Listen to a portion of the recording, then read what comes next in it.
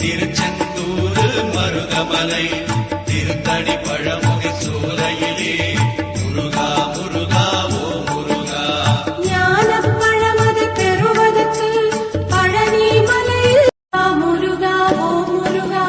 முத்தமிழ் இறைவா வடிவேலா சக்தியின் மகனே மால் மருகா சரவண பவனே குருபாலா.